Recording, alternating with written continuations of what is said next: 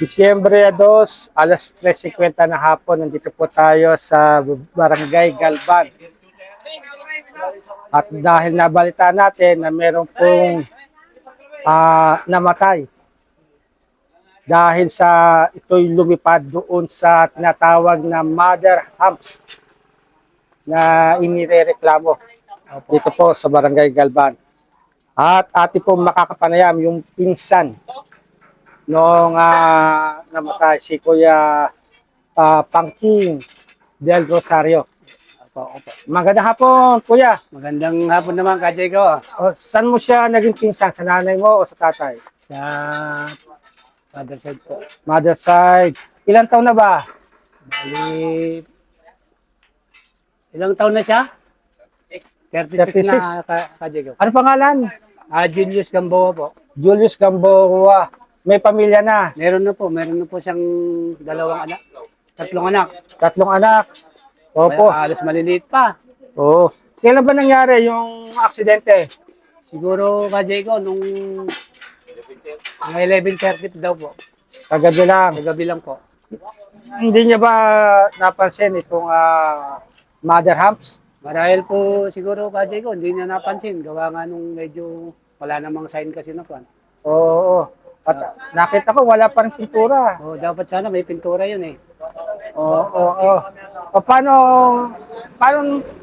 naikwento ba sa'yo? May nakakwento sa'yo paano yung aksidente? Hindi, nagulat na lang kami kasi ka-Diego kasi may patay dito rin sa Oo. tiyahin namin. Oo. Nandito kami nung bandang 11:30. May biglang tumawag sa amin na may na-aksidente raw doon Oo. sa may hams. Pero batay po sa pagkakwento ron, lumipad daw po yung motor eh. Lumipad. Opo. Yung motor. Opo. Oo. Kaya Tuloy tumilapon po yung... tumilapon. Opo. Oo. So, wala pa, no? Wala pa yung patay, no? Wala po eh. Nasaan pa? Katunayan po, kaayos ko nga lang po yung ganyan po sa kay Dr. Lumang eh. Opo. Pero Dinala kay Dr. Lumang. Opo. Pero nadala na po ngayon doon sa may Rosales, doon po ata babalasin ngayon. Doon. Opo. Opo. At maya-maya, darating na rito. Kung maya-maya po siguro mga 7 o kaya 8. Kajego. Yung asawa, nasaan po? Kasama rin po kasi ayaw po niyang hiwalayan eh. Yung mga magulang po. Dito yung nanay niya, kaya lang hindi siya makapagsalita. Yung tatay niya, sumama rin po sa anak niya. Opo. Ayan. So, balita ko, bukod sa pangyayari nito, may iba pang mga na-aksidente. Buti yun, aksidente lamang, buhay. So, galos lang, no? Opo. Katunayan po ka, Nestor, Kajego, nung yung unang aksidente dyan, yung pamangking ko rin. Pamangkin mo rin. Oo, yung galing sa Canada. Oo. Buti nga't minor lang naging kaso niya noon. Oo. Ito medyo talagang malala. Opo. Ayan. Akala ko ba gagawin na yan dahil doon sa napanood ko po yung assembly ninyo. Sabi, gagawin na lang eh. Ewan ko po kasi ko kasi alam mo naman tayo, civilian tayo, mahirap po kasing comment dyan eh. Opo. Pero ayun ang balita namin, gagawin daw nila. Gawin, wala pa naman. Hanggang ngayon, wala pa. Sana, hanggang sa nangyari nga to, may Kaya namatay. nga po, kaya dapat po sana hanggat maaga, ayusin na po yan. Opo. Oo. Kasi yan po yung ginukan ng mga kabarangay natin eh. Opo. Medyo mataas kasi talaga, Kajego. Makita mo naman. Ikaw, Kahit mo lang pintura para kung medyo nakainom man, pero nakitang papalapit na siya sa humps dahil may pintura, Opo. magmemen, ano? Minor siguro sana yan.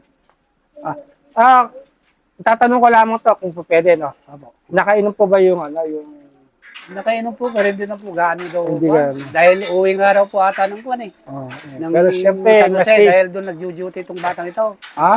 Doon naka-duty. Ano ba trabaho? Security siya. Security. Pauwi na nga sana yan. Oo. Kaya lang nagtataka nga raw itong pamilya niya nung pauwi. Parang babadya na raw na nagpapaalam sa mga kanila. Ganun. Siguro talagang gano'n ang kapalaran. Ano ka, Diego? Opo. Yan. Sige po, maraming salamat. Maraming salamat po. Atin naman makakapanayam si Hepe Placido Samoy. At siya po ang dumampot dito po sa na-aksidente. Magandang hapon, Kuya. Maganda nga po din. Kuya, tumilapon daw. Kumilapon po. Gaano kalayo ang tilapon niya mula dun sa humps? 5 metro po. 5 Opo, metro. 5 metro. Tapos, Umusad, umabot hanggang sa 15 meter. tumilapon ng 5 metro, pero sa lakas, umusad pa Umusad. ng 15 metro. 15 meters. So, 20 metros lahat. Mabilis. Mabilis po siya ang ang dating takbo. kaya lumipad yung motor. Opo. Saan po ang tama nung namatay? Sa ulo po. Sa ulo. Opo. Basag ba yung bungo? Hindi naman po basag, kaya lang may tama yung utak. Yung utak? Opo. Bakit ko po nasabi? Meron bang lumalabas na Na ultrasound po. sa ultrasound? Opo. Opo. Ulo lamang po. May lumalabas di po bang dugo? Sa tinga at sa kailong. Sa tenga sa ilo.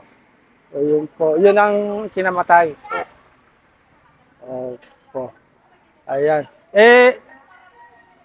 Hepe, napansin ko, wala pa rin pintura, no? Na sinasabi, request nila, pinturahan man lang. Ano yan, sir eh.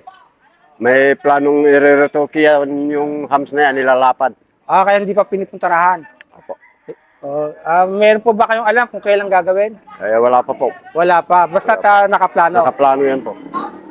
Maraming salamat po, Hepe. Maraming salamat din, sir.